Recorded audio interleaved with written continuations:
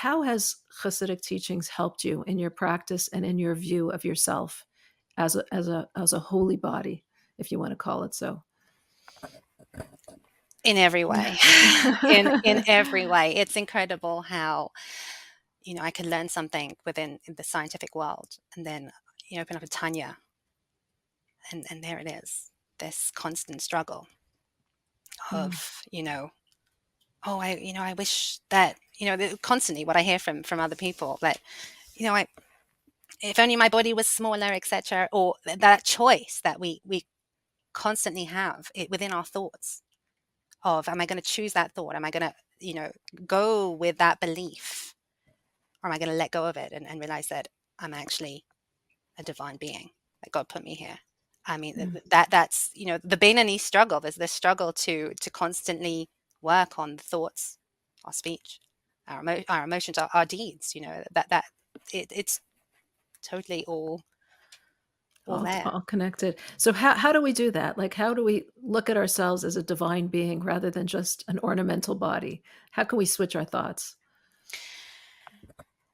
It's, first of all, hard work. I think probably the hardest work out there. I think there was even a Hayom Yom a couple of days ago. Um, if I'm remembering correctly, I think it was Vov Cheves. The Hayom Yom is what we learn like daily. It's daily quotes from the Rebbe that apply to the time. And what did it say? And I believe it said, I have it right over here, um, that working, let me put it open because otherwise the right words are more powerful. Um,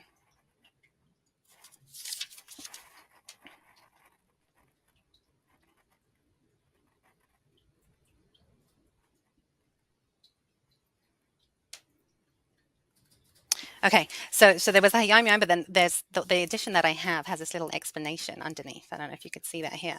Okay, and it says, so this is from the explanation part of the underneath that hit me. It said, avoida literally means work, and changing one's inner self is indeed the hardest work possible. It goes on to Mm, say more. But yeah, this, changing those thoughts, it's so hard. And there's different ways to go about it. But I think, one way is, first of all, understanding that thoughts are not us, and then they're mm, optional. mm, And many of these thoughts that we have and beliefs that come in, they're trying to help us. They are trying to help us. So, somebody, let's say, I'll give you an example of someone who, um, they want to eat something, piece of bread, a sandwich. Okay. But there's this thought in their mind popping up and saying, no, don't have it. If you have it, you're going to gain weight, and then you'll feel unworthy, and nobody will admire you or respect you, etc., and all the beliefs that come along with it. And there's a choice right then and there to say, am I going to go along with that thought and that belief? And if I go there, where is it going to take me?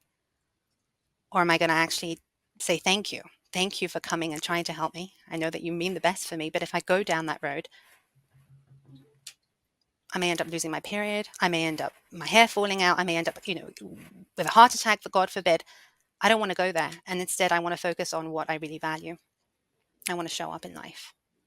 And I don't need other people's admiration to get me there.